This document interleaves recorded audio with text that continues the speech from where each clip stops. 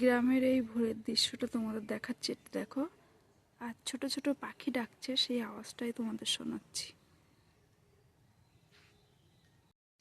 আমি বেরোচ্ছি, আমার বাবার বাড়ি যাব, কারণ আমার দাদুর প্রচণ্ড শরীর খারাপ, এখন খবর এসেছে। তোমাদের যেতে যেতে দেখাচ্ছি। বাবার বাড়ি যেতে হলে নদীটা পার হতে হবে, তো এই দেখো নৌকোয় উঠছি সবাই। এই নৌকোয় উঠে পার হয়ে তাই ওপারে গিয়ে বাবার বাড়ি যেতে হবে। তো ভাবলাম একটু তোমাদেরও দেখাই নৌকোতে মানুষগুলো আর নদীতে জলটা একটু দেখে নাও সবাই তোমরা। তো পার হয়ে এপারে চলে এসেছি, আর মেয়ে ঘাটে পয়সা দিচ্ছিল, তাই সেটাই শুনছি ও দিয়েছে কিনা। চলে এসেছি মাদের বাড়ি, এসেই ঘরের ছাদে চলে এসেছি। আর দেখো বাবারা সব চাষ করেছে, সেটাই তোমাদের দেখাচ্ছি। টমেটো, বেগুন, ধনেপাতা। আর এটা হলো আমাদের কুল গাছ। তোমাদের দাদাভাই এসে মাত্র কুল গাছে লেগে পড়েছে দেখো।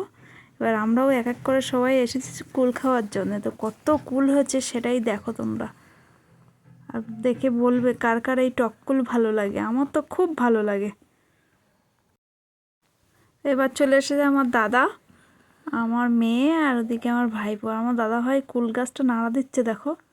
এটা আমার ভাইঝি, এও আমাকে ডাকছে ফুলগুলো দেখার জন্য। এটা আমার পিসির বাড়ি। পিসির বাড়ি এসছি পিসির সঙ্গে একটু দেখা করার জন্যে। পিসি দেখো রান্না করছে, এসে দেখি না মাছ ভাজছে। আর পিসি আমার দিকে তাকিয়ে দেখছে, আর আমার দাদা ভাই জাল ফেলছে পুকুরে। আমার মেয়ে দাঁড়িয়ে আছে আর দাদার মেয়ে দাঁড়িয়ে আছে।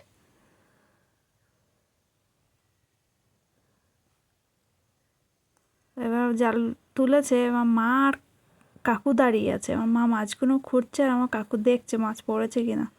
তো মাছ হয়নি। আমার বৌদি রান্না করছে, আর আমার কর্তামশাই দেখো মাছ খাওয়াচ্ছে বৌদিকে, আর নিজেও বসে বসে খাচ্ছে। আর আমি হাসাচ্ছি ওদের দুজন মাছ খাচ্ছে বলে, যে একা একা খেয়ে নিচ্ছে তোমরা, আমাকে তো দিলে না, সেটাই বলছে। বৌদি হাসছে। তো রান্না বান্না শেষ, এবার খেতে বসেছি। রান্না হয়েছে মাছের টক, ডাঁটা দিয়ে মাছের ঝোল, আর টক পালং শাক দিয়ে পুঁটি মাছের টক। বিকেলে একটু সবাই ঘুরতে বেরিয়েছি রাস্তায়। তো আশেপাশে তোমাদের দেখাচ্ছি দেখো, শুধু জল আর নদী, এই আর কিছুই নেই। এই হলো আমার ঠাম্মা, আমার পিসি, আমার দাদা, আমি। এটা বসে আছি, আমার ঠাকুরদা শুয়ে আছে। এটা আমার ভাই কাকুর ছেলে। আর তোমাদের দাদা ভাই দেখো, এই যে আমার ঠাকুরদার শরীর খারাপ, তাই শুয়ে আছে। আর আমরা সবাই পাশে বসে আছি।